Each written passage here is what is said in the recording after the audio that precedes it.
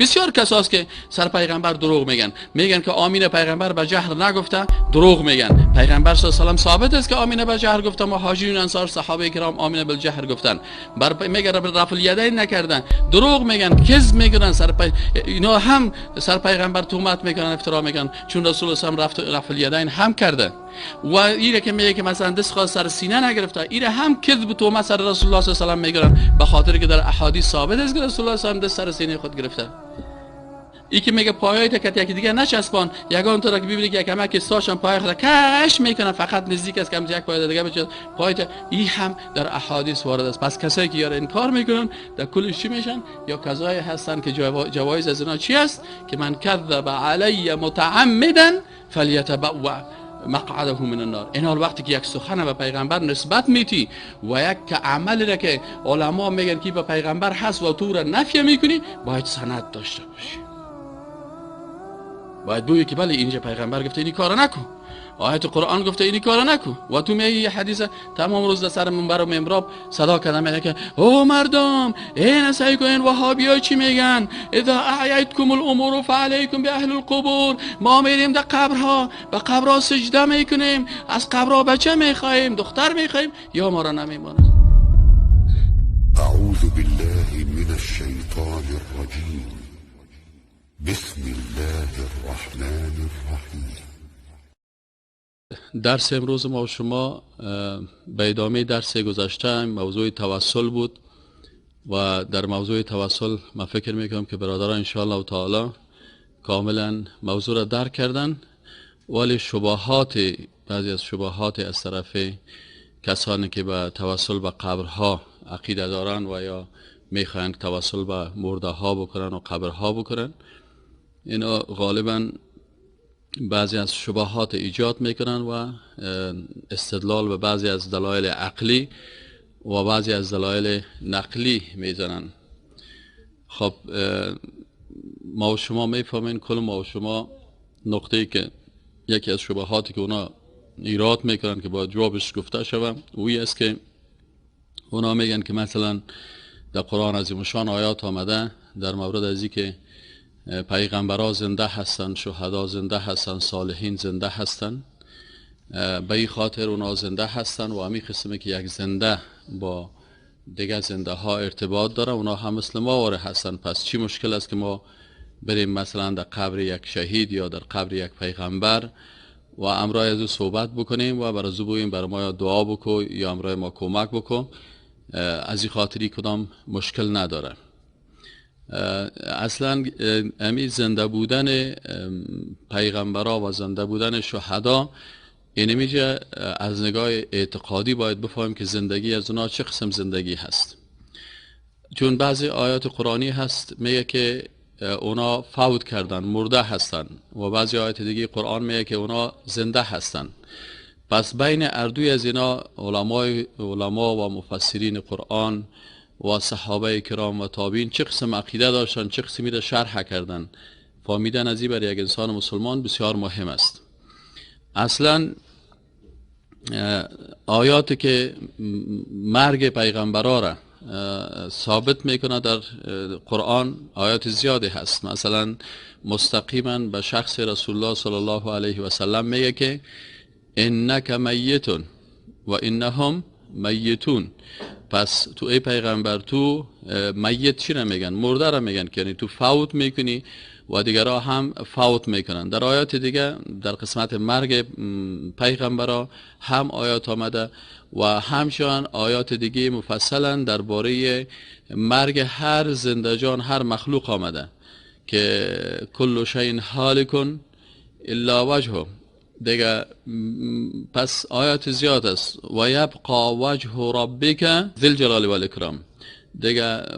به این شکل آیات قرآن است که این آیات قرآنی کلش ثابت میکنه که کل نفس ذائقة الموت، خلاص کلگی میموره. پس پیغمبر میموره، حتی ملائکه میموره، حتی جبریل و میکائیل، اینا کلشان از این دنیا از بین میرن. خب پس یک زندگی خب آلش سوال میشه خیلی آیت دیگه که میگه که ولا تقولوا لمن يقتل في سبیل الله اموات، کسایی که در راه الله فوت کردن اینا را مرده نگوین. خیلی چطور میشه؟ این هم یک سوال است. لکن خود آیت مشکل حل کرده. هر آیت را که شما میخوانین، آیت تکمیل بخوانین، خود آیت مشکل حل میکنه. مثلا زندگی دو قسم است. خوبی که زندگی چند قسم است، سوره علما تقسیم بندی کرده. من نمیخوایم که حالا سر انواع زندگی بحث بکنم. یکی زندگی که حالا فعلا سرش بحث میشه، در مربوط بحث ما میشه، یکی زندگی دنیا هست، یعنی دنیایی که ما تو هستیم در عالم اسباب. یکی این زندگی هست و یکی زندگی دیگه که او را زندگی برزخ میگن. حال فعلا کسایی که از زندگی انتقال میکنن میرن به زندگی دیگه که به نام زندگی چی یاد میشه؟ برزخ یاد میشه، عالم برزخ یاد میشه.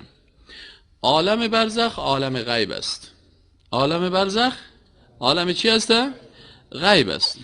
مثلا یک نفر در قبر چه قسم عذاب میبینه،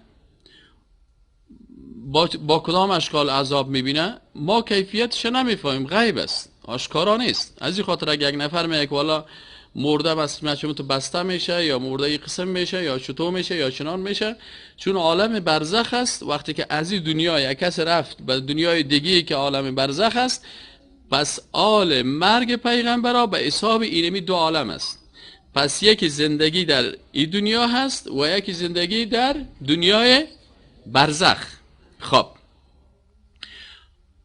به حسابی که در آیات قرآن میگه که پیغمبرها میرن فوت کردن، از این دنیا رفتن. پس از دنیایی که ما هستیم فعلا، ما و شما زنده هستیم، از این دنیا رفتن. لکن به حسابی که زنده هستن، در کجا زنده هستن؟ در عالم برزخ زنده هستن. این از کجا گرفتیم؟ امی گپی که اونا در عالم برزخ زنده هستن، این از کجا گرفتیم؟ از آیات قرآنی و از احادیث نبوی صلی الله علیه و سلم. در آیات قرآنی مثلا آیت شریف چی میگه؟ بل ولا تقولوا لمن یقتل فی سبیل الله اموات بل احیاء ولکن لا تشعرون. کسایی که در راه الله فوت کردن واره او تو عقیده نکنید که کاملا مردن، هلاک شدن، نابود شدن مثل دیگرها وارده که هیچ خلاص است. نه، بلکه اونا زنده هستن ولکن لا تشعرون، شما زندگیشه نمیفهمین. پس قرآن میگه شما زندگی از اونا را، کیفیت زندگی از اونا را نمیفهمین. چرا نمیفهمین؟ به خاطر که غیب است. پس این حال اگر کسی میگه مکت شهید گپ زدم، این آیت قرآن برش میگه دروغ میگی. اگر یک کسی میگه مکت پیغمبر بعد از رحلتش قصه کردم، میگه دروغ میگی. چرا؟ آیت قرآن چی میگه؟ بل احیاء ولکن لا تشعرون، شما احساس نمیکنین، عالم غیب است. این حال یک کسی میگه مکت فلان شهید قصه کردم، فلان شهید آمد در خانه ما، فلان شهید آمد پیش من نان خورد، فلان پیغمبر کت مگب زد. چطور است؟ در عالم خوا من نمیگم، عالم خوا عالم ارواح هست که مثلا یک نفر پیغمبر در خواب میبینه، درست است. اما در عالمی که عالم موتو هستیم، یک کسی میگه برای من میگه که والا دیروز فلانی شهید آمد در خانه ما کت ما شش نان خورد، این دروغ میگه. به خاطر چی؟ به خاطر اینکه در آیت قرآن چی میگه؟ بل احیاء ولکن لا تشعرون. اگر ما شعور داشته باشیم زندگی از رو که شهید زنده هست و میگه ما میشینه و سر دیگ میشینه و قصه میکنه، پس اینجا آیت قرآن چی شد؟ آیت دیگه قرآن چی میگه؟ میگه بل احیاء، بلکه زنده هستن عند ربهم. در کجا؟ عند ربهم.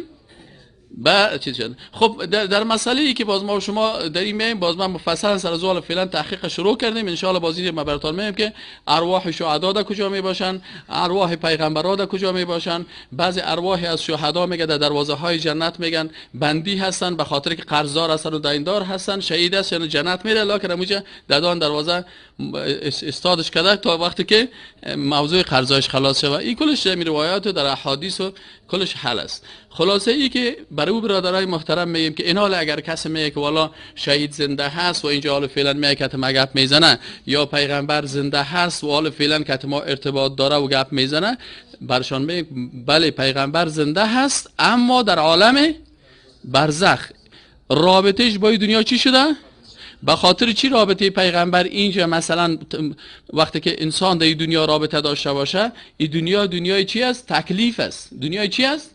تکلیف از پیغمبر وقتی که در این دنیا بود مکلفیت داشت، مکلفیت تبلیغ داشت، مکلفیت دعوت داشت، مکلفیت اقامه نظام اسلامی داشت، مکلفیت خلافت الله در روی زمین که باید قانون الله را در روی زمین تطبیق بکنه. حالا اگر کسی احساساتی گپ بزنه که نه پیغمبر در این عالم ما زنده هست، پس پیغمبر وقتی که زنده هست چرا پیغمبر نمیخیزه رهبری امت اسلام به دوش نمیگیره؟ چرا رهبری جهاد نمیگیره؟ اگر میل پیغمبر بیاد و مردم جمع کنه و برشان بگه این من محمد رسول الله صلی الله علیه و سلم هستم و بیاین از پشت من، هیچ کافر چیز نمیمونه. کسایی که دروغ میگن سر پیغمبر تهمت میکنن کلشون بگه دروغ میگن. لکن پیغمبر از این دنیا چی کرده؟ رحلت کرده. در کجا زنده هست؟ در عالم برزخ عند ربهم یرزقون، به نزد پروردگارشان رزق و روزی میخوره. اما تکلیف از دنیاییشان بعد از سن 63 سالگی چی شد؟ ختم شد. وقتی که پیغمبر این قسم است، شهدا هم این قسم است. این حال وقتی که پیغمبر مکلفیت نداره در دنیا برای تو میری در سر قبرش ساد میشی که پیغمبر برای من این کارا بکو یا دعا بکو یا فلانی بکو، چون پیغمبر از عالم اسباب انتقال کرده. دعا کردن پیغمبر در عالم اسباب بود که او وقت مکلف بود. حال پیغمبر وقتی که با این دنیا ارتباط نداره و با عالم برزخ هست، آل رهبریت جهاد نمیگیره، آل رهبریت نظام اسلامی رو نمیگیره، به خاطر از اینکه پیغمبر رابطهش با این جهان چی شد؟ قطع شد. مکلفیتاش چی شد؟ ختم شد. از این خاطر روزی که سوره اذا جاء نصر الله وقتی که نازل میشه، صحابه کرام یک تن از صحابه گریه میکنن. چی میگن؟ میگه والله مکلفیت های پیغمبر خلاص شد، دین تکمیل شد. اذا جاء نصر الله والفتح ورأيت الناس يدخلون في دين الله افواجا، دیگه خوشی میکردن که مردم در دین الله فوج داخل میشه. لکن یک صحابی مبارک گریه میکنه و برش میگه که این وقتی که مردم در دین الله چی شد؟ نصرت الهی آمد. پس چی شد؟ مکلفیت های پیغمبر ختم شد. پیغمبر چی میکنه؟ از عالم فانی به عالم باقی چی میکنه؟ انتقال میکنه. متوجه شدید؟ پس یکی از دلایل که زیادتر شما را ذهنتان خراب میکنن و براتون میگن که تو پیغمبر نمیفهمی یا آیت قرآن نمیفهمی که بل احیان بلکه اونا زنده هستن، ولا تقولوا لمن یقتل فی سبیل الله اموات. ما باشون باز میگیم بله نبیین، صدیقین، شهدا و صالحین بر از اینا مرده‌ای که مثل مردای امریکایی وارث که هلاک شدن یا تباه شدن یا این قسم شه، اونا بل احیان عند ربهم عزت دارن، عظمت دارن، رزق دارن، روزی دارن، میخورن. در چی هستن؟ و او باز روایتش در قسمت است که اونا چه قسم رزق میشن. این در احادیث رسول الله صلی الله علیه و سلم ذکر شده. باز میشه بخشش صحبت بکنیم. خب این مسئله عقلی که دلایل میگن از این آیاتی است. دوم بعضی اوقات بعضی احادیث هم میارن که ما شما چند حدیث تقریبا در هفته های گذشته گفتیم که سر او احادیث چی شد؟ علما گفتن که این چیست. مثلا یکی از احادیث گفتیم میگن که اذا اعیتکم الامور فعلیکم به اهل القبور. میگه این پیغمبر خودش گفته که وقتی که شما مشکل داشتین برین به اهل قبرستان. این حدیث پیغمبر قبول نداری؟ در جوابش چی میگیم؟ در جوابش میگیم که برادر عزیز تو آدمی هستی که امور روایات رفتی از کتاب هایی که مثلا خرد کتابک ها نوشته شده. بعضی کسا وقتی کتاباش بخونی از این کتاب یا دروغ یا تحقیق درست نکردی. وقتی که حدیث قانونش چی است؟ قانون حدیثی است که وقتی یک حدیث خوانده میشه، وقتی که چیز میشه برای یک نفر میگه این برادر عزیز اینی صحیح البخاری هست. این فهمیدین صحیح البخاری؟ میگه آ صاحب صحیح البخاری است. این صحیح البخاری رو واز میکنیم. این در صفحه 172 در باب الصلاه علی الشهید، این باب صلات علی الشهید چی است؟ خب اینجا باز بعد از میای برش میگه که حدثنا عبد الله ابن یوسف قال حدثنا الليث قال حدثني ابن شهاب عن عبد الرحمن ابن كعب ابن مالك عن جابر ابن عبد الله قال كان النبي صلى الله عليه وسلم يجمع بين الرجلين من قتل احد في ثوب واحد ثم يقول ايهم اكثر اخذا للقرآن فاذا اشير له الى احدهما قدمه في اللحد وقال انا شهيد على هؤلاء يوم القيامه. این حدیث هم میخوانیم میگه این حدیث است، این صحیح البخاری است، این بابش است. اگر او تو حدیث بیان بکنی اهلا و سهلا ما حدیث قبول داریم. اما میخیزی بر ما میگه که والله یک کتاب را خوانیم که تفریج الانام فی تفریق الخیام، که نه او کتاب مؤلفش معلوم است و نه سندش معلوم است و در بین از اون میخیزی این تو کتابا رو بر ما میگه ما این کتابا را کار نداریم. این پیش ما سند نیست، به خاطر سند قرآن عظیم شان است. بگو در آیت قرآن و باز بیاد در صحیح بخاری و باز بیاد در صحیح مسلم و باز دیگه کتابا که آمده ابن ماجه و چیز، بگو که حدیث فلان عالم متخصص حدیث رو چی کردن، اینا گفته که چیز. حالا ببینیم که اذا اعیتکم الامور فعلیکم به اهل قبور، وقتی که مشکل داشتین به اهل قبرستان برین، یه حدیث علمای حدیث چی گفته؟ این روایت صحیح نیست و علمای متخصص میگن که این تهمت از بالای رسول الله صلی الله علیه و سلم. دروغ گفتن، دروغ گوی است. این حدیث پیغمبر نیست. علامه ابن تیمیه رحمه الله در این حدیث میگه فهذا الحدیث، میگه این سخن که است کذب، دروغ است، مفترا علی رسول الله صلی الله علیه و سلم به اجماع العارفین به حدیثه. تمام علمایی که حدیث شناس هستند میگن که این دروغ است و سر پیغمبر هم تهمت است. پس برای این شخصی که به این حدیث استدلال میکنه، برای اون میگیم که برای تو یک جایزه در نظر داریم. در میارسیای خودی دنی در روسیه اسلامی کرد که میره باز یک جایزه یک برش میتن. این حال چون این حدیث خوان برای میگیم برای تو هم یک جایزه داریم. او برای من میگه جایزه چیز، برای تو میگیم که یک جایزه معنوی بسیار لوکس. او چی است؟ میگیم او جایزه از طرف رسول الله صلی الله علیه و آله است. باز برای من رسول الله چی گفته؟ رسول الله برای گفته که من کذب علی متعمدا فلیتبوأ مقعده من النار. ان شاء الله تعالی اهل دوزخ هستی. چرا تو قصدن چی میکنی؟ سر رسول الله صلی الله علیه و آله تهمت میکنی. در این قرن 21 که تو آمدی و اونجا مکتبه شامله هست و احادیث هست، امی صحیح البخاری با چی سختی کتابه عالم الله سرش رحم بکنه، با چی سختی احادیث جمع کرد. تو حداقل این خواندن نمیتونی، وقت نداری که امی حدیث بخوانی. از این خجالت بکش که تو حدیث صحیح با دروغ فرق کردن نمیتونی. پس جایزی تو چی است؟ جایزی تو امی حدیث رسول الله صلی الله علیه و سلم است که خودش میگه که من کذب علی متعمدا، هر کسی که قصدن سر من دروغ میگن فلیتبوأ مقعده من النار.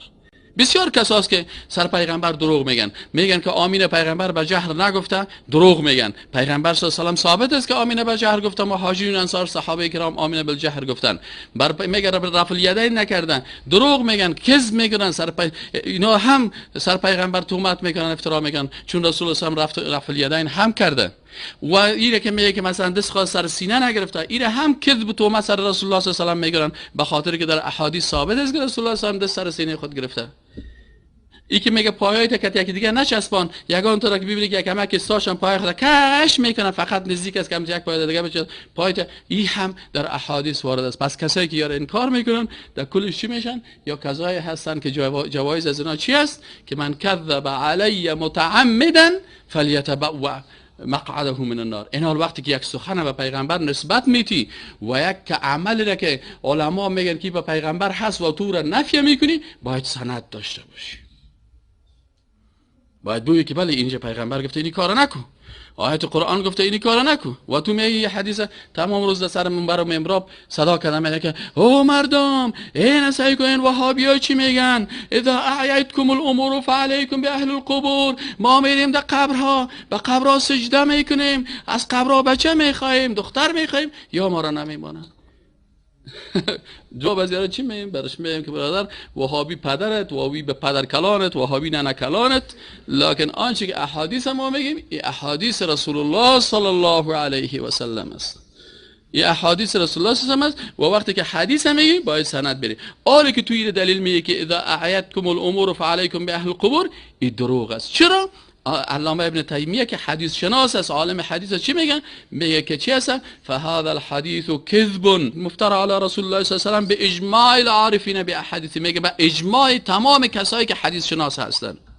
لم یروه احد من العلماء، هیچ عالم واقعی حدیث شناس میگه این روایت نکرده. به کسایی بخواد این حدیث است میگه دروغ است، نیست.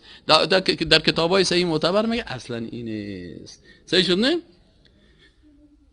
و میگه دیگه معنای از این حدیث این خود سند خودش نداره، دروغ است. میگه معنایش هم با قرآن در تکر است. چرا؟ میگه به خاطر که در قرآن عظیم شان چی میگه؟ الله چی میگه؟ الله میگه به قبر توکل کو یا به الله؟ در قرآن میگه و توکل علی الحی الذی لا یموت. توکل به کی بکو؟ به ذاتی که حی است و نمیمیره. این کسی که تو رفتی خوب مرده. الله چی میگه؟ پس معنای امیر روایت تو هم از نگاه سند غلط است و هم از نگاه متن که چی تکرار میکنه؟ نص صریح قرآن. چرا؟ قرآن میگه و توکل علی الحی الذی لا یموت و سبح بحمده.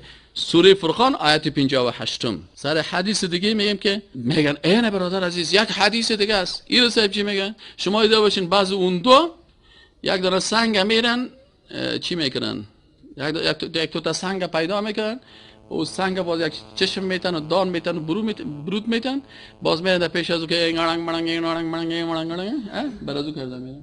اینی کسایی که به اعتقادات اینی هندوها مبتلا هستن. ما یک حجر الاسود داریم لکن عقیده داریم که حجر الاسود نه به کس نفرستانده میتونه و نه ضرر رسانده میتونه. چرا ماچش میکنیم؟ خب ما کلی بچی ما ماچ میکنیم. پیغمبر صلی الله علیه و آله دید که یک سنگ از جنت آمده یک بوسه کرد و مرا دلتون برش گفت که او سنگ سیاه. من خب میفهم تو یک سنگ هستی، نه به من نفرستانده میتونی نه ضرر رسانده میتونی. منتها چون پیغمبر خودت را ماچ کردیم ما تو رو یک ماچ میکنیم. اما این معنی نیست که ما از سنگ کمک بخوایم که او سنگ برای ما بچه بده، او سنگ برای ما دختر بده، پاهای ما در سنگای زیارت بشقانم که باشی سنگای زیارت پاهای ما را شفا بده. این عقیده مشرکین است، این عقیده موحدین نیست. اینی کسایی که به سنگ پرستی مبدل هستن و چی میگن؟ او خود دلیل قبلی و دلیل قبر پرستا بود. با سنگ پرستا چی میگن؟ کتازیاک بشونین بازی ها میگه پیغمبر خدا گفته که لو احسن احدکم ظنه بحجر لنفع. به هر چی که عقیده کردی برات نفع میرسانه، حتی اگه به سنگام عقیده کردی چی میشه؟ بر تو نفع میرسانه. دروغ. خب بیاییم برشان میگم که برادر عزیز باش بر تو هم اول جوابت هم میگیم، بعد از او چی هسته؟ جایزه تبرت میدیم. برش میگیم که تو دروغ میگی. اگر میگی من حنفی هستم دروغ میگی، به خاطر ازی که ملا علی قاری حنفی رحمت الله علیه که ما کتابش در مدرسه دارالعلوم عربی کابل میخواندیم، امام صاحب ابو حنیفه رحمت الله میگن که کتاب را داره به نام فقه اکبر و او را شرح کرده ملا علی قاری به نام شرح ملا در مدرسه خوانده میشه، همین شرح فقه اکبر. این عالم که در عقیده احناف بزرگترین عالما هست، او چی میگه؟ در کتاب نوشته کرده در مورد احادیث موضوع یعنی دروغ، در صفحه 66 میگه که این حدیثی که روایت میکنن این دروغ است. این دروغ است. ملا علی قاری در صفحه 66 کتابش که درباره احادیث موضوعی است گفته که این حدیث دروغ است. وقتی که تو نمیخوانی،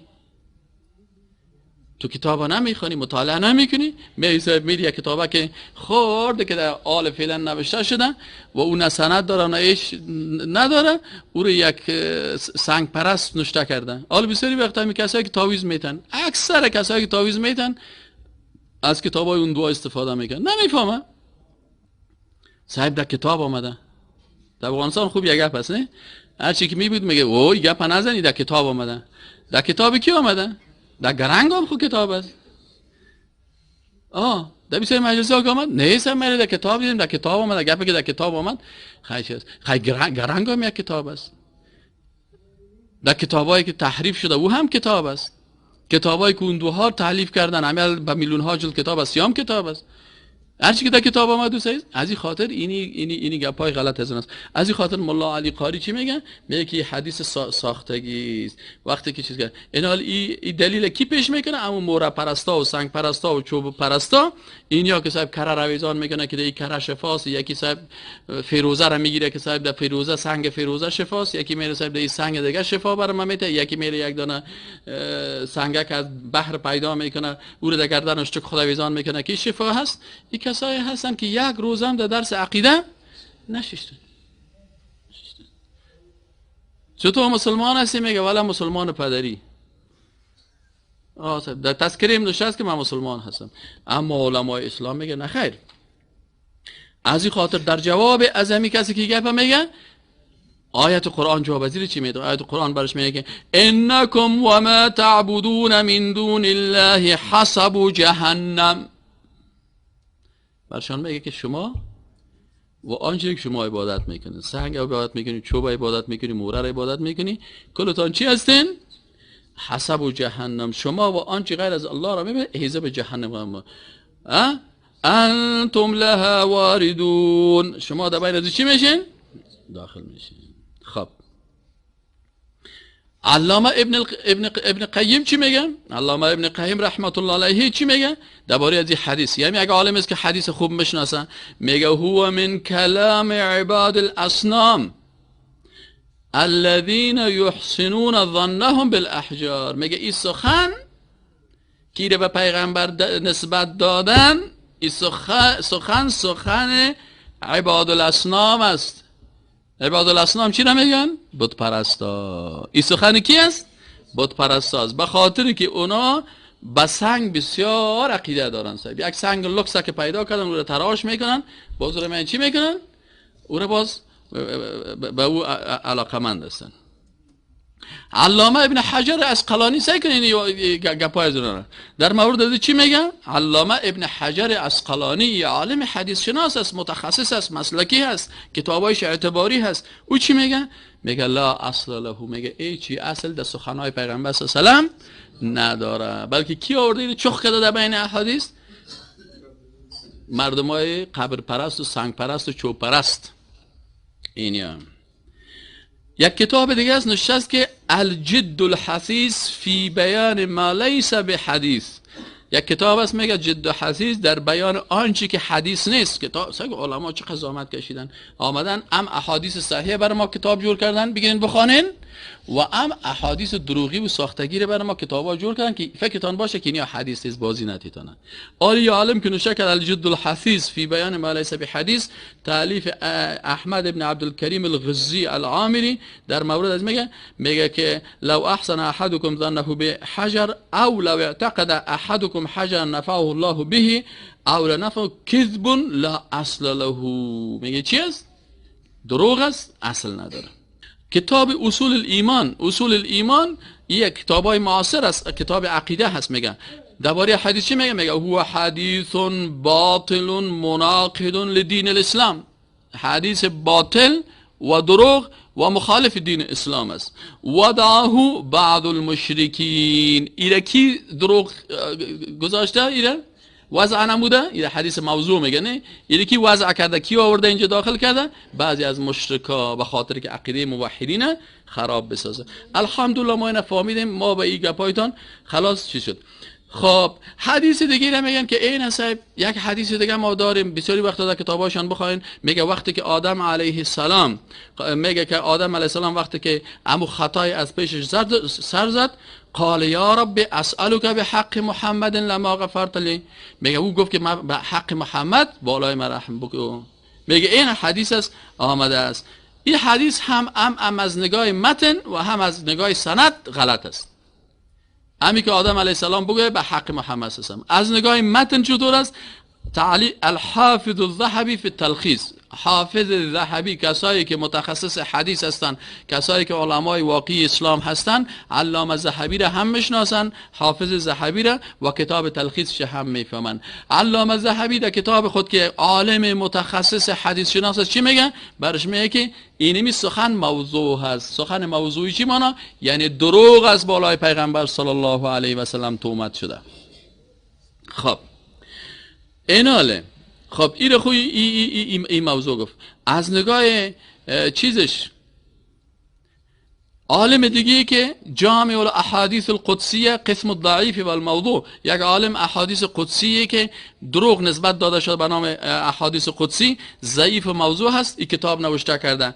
در حدیث نمبر 951 این حدیث ذکر کرده و میگه که حدیث دروغ و موضوع هست.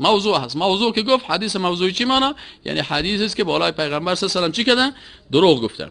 علامه ناصرالدین البانی در کتابش به نام سلسله الاحادیث الضعیفه و الموضوعه درباره چی گفتن؟ در کتاب میزان الاعتدال آمده که این خبر باطل است. و در این حدیث عبدالرحمن ابن زید ابن اسلم در اینجا در راویایش است که او ضعیف است. علامه ابن کثیر و حافظ ابن حجر در لسان که اصل آن المیزان است میگن خبر باطل. خب علامه البانی چی میگه؟ میگه من میگویم که قبل از آن عبدالله ابن مسلم ابن رشید است که ابن حبان در موردش گفته متهم به وعد الحدیث. امی کسی که حدیث روایت کرده میگه با دروغ متهم است. که آدم علیه السلام وقتی که چیز شد رفت بر الله گفت که به حق محمد سر من رحم کن. میگی دروغ است و در پالوی ازی مخالف آیت قرآن است. چرا در آیت قرآن چی میگه؟ وقتی که میگه آدم علیه السلام چیز کرد، کل ما و شما میفهمیم که آدم علیه السلام کدام دعا را خواند وقتی که چی شد؟ قال اردویشان گفتن ربنا ظلمنا انفسنا و ان لم تغفر لنا و ترحمنا لنکونن من الخاسرین. خب دی بسیار علما تحقیق کردن و کلشان گپ زدن. حدیث دیگه است که میگن به حق نبی که و الانبیاء الذین من قبل، این حدیث بیان میکنن. اینال درباره از این حدیث علامه هیثمی چی میگن؟ میگن که ایره اگرچه بعض علما صحیح گفتن و فیه ضعف، در بین از چی است؟ ضعیف است. حافظ ابن حجر چی میگه؟ میگه ان روح ابن صلاح ذکره یونس فی تاریخ الغرباء و قال هو من اهل موصل قدم مصر و حدث بها رویت عنه مناکیر. میگه کسی که همین دی حدیث شخص به نام روح ابن صلاح، شما ببینید در احادیث رسول الله صلی الله علیه و آله علما بسیار تحقیق کردن. تحقیقشان چی است؟ از تحقیقات علما در اونجا چی است که مثلا علما هم از نگاه سند فلان از فلان از فلان از فلان روایت کردن، این اشخاص مطالعه کردن، بالاخره دیدن که یک آدم دروغگوی است، یک آدم ضعیف است، یک آدم ضعیف حافظه هست، یک آدم است که از پیش از روایت‌های غلط است، او را بیان کردن. و همچنان متنش خواندن که آیه متن نزی با قرآن مطابقت داره، با روح اسلام مطابقت داره از هر دو جهت. حال مثلا وقتی که علما یه حدیث میگیرن هر کدامشون میگه، مثلا میگه که حافظ ابن حجر چی میگه؟ میگه روح ابن صلاح که است، این چی است؟ میگه رویت عنه مناکیر، میگه از این سخنهای منکر زیاد روایت شده، از این خاطر حدیث اعتباری نیست. دارقطنی چی میگه؟ میگه ضعیف فی الحدیث، او میگه ضعیف است در حدیث. ابن ماکولا دیگه عالم است، میگه ضعفوه سکن مصر، میگه ایره ضعیف گفتن، سکن مصر، در مصر زندگی کرده. ابن عدی چی میگه؟ وله احادیث کثیره فی بعضها نکره. ذهبی در دیوان چی میگه؟ میگه روح ابن صلاح مصری که است چی است؟ یقال ابن سبا ضعفه ابن عدی، ایره گفته که ضعیف است. علامه البانی چی میگه؟ میگه ضعیف است. بالاخره وقتی که چندین نفر عالم چی گفتن؟ این ضعیف گفتن و میگه به این حدیثش اعتبار نیست و این ما نمیتونیم که به رسول الله صلی الله علیه و نسبت بدیم. حدیث دیگه اینا دلیل میگیرن، میگن که رسول الله صلی الله علیه و گفته که یستفتح بسعالیک المهاجرین، میگه رسول الله صلی الله علیه و بسیاری وقتا به دعای مهاجرین فقیر و غریب که بودن چی میکنن؟ در مورد حدیث علامه البانی دو قسم تحقیق میکنن. میگه اول این حدیث ضعیف است، حدیث ضعیف است. چی است؟ این حدیث از طریق امیه روایت شده که صحبت او را رسول الله صلی الله علیه و آله با رسول الله صلی الله علیه و آله صحبتش ثابت نیست که او صحابی بوده باشه، از این خاطر حدیث مرسل و ضعیف است. و علامه ابن عبدالبر چی میگه در کتابش السیار؟ میگه لا تصح عندی صحبته، میگه صحبت از این شخصی میگه که من این حدیث از پیغمبر شنیدم یا پیغمبری کار میکرد، میگه این صحابی بودن از این ثابت نیست. در پالوی ازی که ایره میگه بسیار سرش انتقادات زیاد شده، لکن میگه با وجود از اگر احیانا این حدیث قویان باشه، میگه ما سابق دیدیم که مثلا رسول الله صلی الله علیه و آله عمر گفت که وقتی که رفتی به عمره لا تنسانا یا اخی من دعا که اونو گفت که بر من دعا بکن. خب وقتی که آدم پیش فقرای مهاجرین بره و یک زنده بودن و بره پیش یک انسان زنده و از پیش از بر از بگه که بر من دعا بکنه، هیچ از نگاه اعتقادی مشکل نیست از این خاطر. اما ای که باز اونا مرده بودن، ای زنده را سر مرده قیاس کردن، این غلط است. حالا اونا خب مثلا رفتن به مهاجرین که زنده بودن برشان میگه بر من دعا بکن، حالا تو میخیزی بر مهاجرین که مرده هست و قبرش میری، اینو برام ثابت کن که پیش قبر کی رفتن. از این خاطر دیگه بعضی از قصه های دیگه را هم میگن که یک قصه ضعیف است، میگه استسقا از رسول الله صلی الله علیه و آله بعد از مرگش، میگن که مثلا در سر قبرش رفتن و بر مردم یک قحطی رسید و باز پیش از این رفتن. این هم علما میگن که ان الذی را منام المذکور، این میگن که خواب دیدن کدام کسی و چطور شده بازی رفت و قبر پیغمبر، باز میگن که گفتن که بلال ابن حارث است. دیگه این میگه که این مشکل حدیث دو مشکل داره، یکی مشکل از نگاه متن داره به خاطر ازی که در استسقا این خواب میگه دیدن که رفت برو پیش قبر پیغمبر، در حالی که میگه خواب دیدن ولو که یک از خواب ببینه، اول میگه این نفرش معلوم نیست، دوم اگه نفرش معلوم هم شوه، این روایت ازی یا این خوازی با چی تکر میخوره؟ با حدیث صحیح، روایت صحیح که در استسقا چی است؟ در استسقا علما مثلا طلب باران میکنیم به قبرستان بریم گفته یا نماز بخوانیم؟ نماز استسقاست. پس این میگه تکر میکنه با چی هسته؟ از این خاطر میگه که در آیت قرآن چی میگه؟ و لو استقاموا علی الطریقة لاسقیناهم ماء غدقا. در قرآن از مشان میگه اگر مردم در راه مستقیم حرکت بکنن ما برشان آب میریزانیم. پس به خاطر باران، طلب باران، او به عمل نیک مسلمان ها چی هست؟ باران نازل میشه. از این خاطر مسلمان ها کلشان جمع میشن و در یک صحرا و میره نماز استسقا میخوانن. چرا کلگی جمع میشن نماز استسقا میخوانن؟ یعنی میشه کسی سرکشی کرده باشه، نماز نخوانده باشه، نماز خود ترک کرده باشه، از این خاطر کلشان رجوع میکنن به بارگاه الله که پروردگارا بالای ما باران نازل بکن. و میگه دیگه آیت قرآن است که و یا قوم استغفروا ربکم ثم توبوا الیه یرسل السماء علیکم مدرارا. این میگه قصه نوح علیه السلام که نوح علیه السلام بر قوم خود گفت که شما چی کنین؟ استغفار به پروردگارتان بکنین و توبه بکنین. این سبب چی میشه که الله بالای شما چی رو نازل میکنه؟ بارانه. در کجای این آیات گفته که برو به قبرستان و از صاحب قبر احادیث در پاولی از روایت دیگه گپاش مخالف هستن. چرا؟ میگه که رسول الله صلی الله علیه و سلم در صحیح البخاری روایت است که عن عبدالله ابن زید رضی الله عنه قال خرج النبي صلی الله علیه و سلم یستسقی و حول رداءه و صلى رکعتین. میگه نه حدیث صحیح البخاری هست که رسول الله صلی الله علیه و سلم در استسقا چی کرد؟ رفت در امون میدان و قدیفه خود دور داد و نماز چی خواند؟ استسقا خواند. رسول الله صلی الله علیه و نماز استسقا خوانده. تو میگی بعد نماز استسقا چی برو بکن؟ برو در قبر، برو در قبرستان برو. پس این مخالف عمل رسول الله صلی الله علیه و مخالف اعمال صحابه است. و از نگاه سند هم میگه این مشکلات داره که درباره از علما گفتن. مثلا در کتاب امام ذهبی در میزان میگه که در مورد اعمش چی میگه؟ قلت و هو یدلس. میگه این مدلس چی میگه؟ کسایی که در حدیث چی میکنن؟